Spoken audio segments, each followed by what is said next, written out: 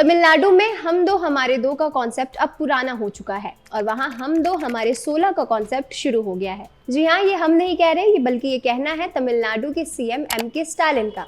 उन्होंने तो ये तक कह दिया है कि वो एक नया कानून बनाएंगे जिसमें इलेक्शंस में केवल वही लोग लड़ पाएंगे जिसके दो या दो से ज्यादा बच्चे होंगे। नमस्कार, आप देख रहे हैं विंध्य फर्स्ट और आज के एक्सप्लेनर में हम जानेंगे कि आखिर आंध्र प्रदेश के सीएम चंद्रबाबू नायडू और तमिलनाडु के सीएम एमके स्टालिन 16-16 बच्चे पैदा करने की अपील क्यों कर रहे हैं। साथ ही जब देश की आबादी पूरी दुनिया में नंबर 1 पर पहुंच गई है तो दक्षिण भारत के लोग अपनी आबादी क्यों बढ़ाना चाहते हैं। वर्तमान में भारत की आबादी लगभग 143 करोड़ के आसपास है और इस तरह भारत दुनिया का सबसे ज्यादा आबादी वाला देश बन चुका है। देश में आबादी कम करने के लिए कई कार्यक्रम चलाए जा रहे हैं, क्योंकि जितनी रफ्तार से देश की आबादी बढ़ रही है उतनी ही रफ्तार से देश के संसाधनों में कमी आ रही है। ऐसे में बैलेंस बनाने के लिए देश में आबादी को कम करना काफी जरूरी हो गया है। लेकिन जहां एक और सरकार देश में आबादी कम करने की बात कर रही है तो वहीं देश के कुछ राज्यों में इसे बढ़ाने पर जोर दिया जा रहा है। दरअसल हाल ही में तमिलनाडु के सीएम एमके स्टालिन लोगों से 16-16 बच्चे पैदा करने की अपील करते नजर आए। आपको बता दें कि तमिलनाडु के सीएम एमके स्टालिन से पहले ये नियम आंध्र प्रदेश में भी लागू हो चुका है। जी हां, आंध्र प्रदेश के सीएम चंद्रबाबू नायडू काफी समय पहले ही अपने राज्य के लोगों से ज्यादा बच्चे पैदा करने की अपील कर चुके हैं।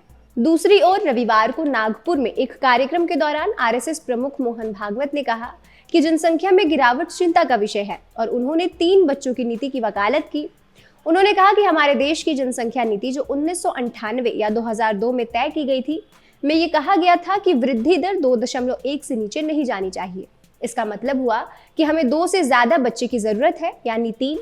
और ये भी कहा कि अगर वृद्धि दर 2.1 से नीचे गिरती है तो हमारा समाज अपने आप ही नष्ट हो जाएगा।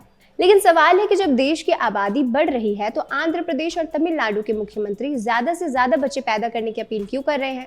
आंध्र प्रदेश के मुख्यमंत्री चंद्रबाबू नायडू का ये कहना है कि दक्षिण भारत, खासकर आंध्र प्रदेश में बुजुर्गों की आबादी बढ़ रही है। देश में फर्टिलिटी रेट 2.1 है, जबकि आंध्र प्रदेश में ये 1.6 है और अगर ऐसा ही चलता रहा तो 2047 तक आंध्र प्रदेश में बुजुर्गों की आबादी ज्यादा होगी। भारत की अगर बात की जाए तो भारत में युवा उन्हें माना जाता है जिनकी उम्र 15 से 29 साल के बीच होती है। अभी भारत दुनिया का ऐसा देश है जहां सबसे ज्यादा युवा आबादी रहती है। केंद्र सरकार की यूथ इन इंडिया 2022 की रिपोर्ट बताती है कि 2021 तक भारत की 27% से ज्यादा आबादी युवा थी। तब बुजुर्ग आबादी 10% के आसपास थी, लेकिन 2031 तक युवा आबादी घटकर 24% और 2036 तक 22% पर आने का अनुमान है।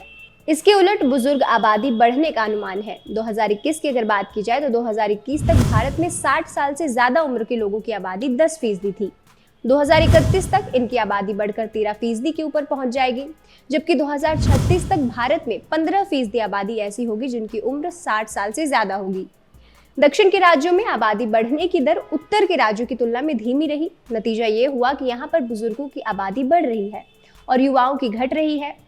केंद्र सरकार की रिपोर्ट्स बताती है कि 2036 तक दक्षिण के राज्यों में बुजुर्गों की आबादी उत्तरी राज्यों की तुलना में ज्यादा होगी। मसलन आंध्र प्रदेश में 19%, केरल में 23%, कर्नाटक और तेलंगाना में 17% और तमिलनाडु में 21% आबादी ऐसी होगी जिनकी उम्र 60 साल से ज्यादा होगी। वहीं उत्तर के राज्यों में ये कम होगी। उत्तर प्रदेश में 12%, बिहार में 11%, राजस्थान और मध्य प्रदेश में 13%, झारखंड में 12% और हरियाणा में 14% आबादी बुजुर्ग होगी। लेकिन ऐसा क्यों? दरअसल आजादी के बाद जब 1991 में पहली बार जनगणना हुई तब देश की आबादी 36 करोड़ के आसपास थी। 1971 तक आबादी बढ़कर 55 करोड़ पहुंच गई। लिहाजा सरकार ने 70 के दशक में फैमिली प्लानिंग पर जोर दिया। इसका नतीजा ये हुआ कि दक्षिण राज्यों ने तो इसे अपना लिया और आबादी काबू में कर ली, मगर उत्तर के राज्यों में ऐसा नहीं हुआ और आबादी तेजी से बढ़ती गई। ऐसे में उस समय भी दक्षिणी राज्यों की ओर से सवाल उठाया गया कि उन्होंने तो फैमिली प्लानिंग लागू करके आबादी कंट्रोल कर ली, लेकिन उनकी ही सीटें कम हो गई। बता दें कि सीटें कम होने का मतलब है संसद में प्रतिनिधित्व कम होना। इस बात को आप ऐसे समझ सकते हैं कि अभी तमिलनाडु की अनुमानित आबादी 7.70 करोड़ है और वहां लोकसभा की सीटें 39 हैं, जबकि मध्य प्रदेश की आबादी 8.76 करोड़ है और यहाँ 29 लोकसभा सीटें हैं। परिसीमन होता है तो अभी की आबादी के हिसाब से मध्य प्रदेश में 87 लोकसभा सीटें हो जाएंगी और तमिलनाडु में 77 सीटें। सीटों की ये संख्या हर 10 लाख आबादी पर एक सांसद वाले फॉर्मूले के हिसाब से है।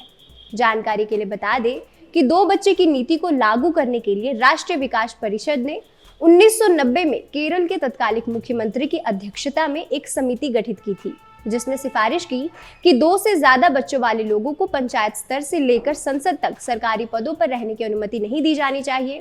जिसके बाद में विभिन्न राज्यों ने इन सिफारिशों को अपनाया। उस समय कुल 13 राज्यों ने इस नीति को अपनाया था। राजस्थान 1992 में इसे अपनाने वाला पहला राज्य बना था, जिसके बाद आंध्र प्रदेश और हरियाणा ने 1994 में इसे अपनाया था। लेकिन अब कुछ राज्य इस नियम को नहीं अपनाते। अगर तेलंगाना में इसे खत्म कर दिया जाता है तो तेलंगाना इस नीति को खत्म करने वाला देश का 6ठा राज्य बन जाएगा। आंध्र प्रदेश ने हाल ही में इसे वापस लिया है, जबकि छत्तीसगढ़, हरियाणा, हिमाचल प्रदेश और मध्य प्रदेश ने 2005 में ही इसे खत्म कर दिया था। तो अब आप समझ चुके होंगे कि आखिर आंध्र प्रदेश और तमिलनाडु के लोग अपनी जनसंख्या क्यों बढ़ाना चाहते हैं। आपकी इस वीडियो पर क्या राय है, हमें कमेंट सेक्शन में जरूर बताएं और ऐसे ही एक्सप्लेनर्स के लिए देखते रहिए विन द फर्स्ट।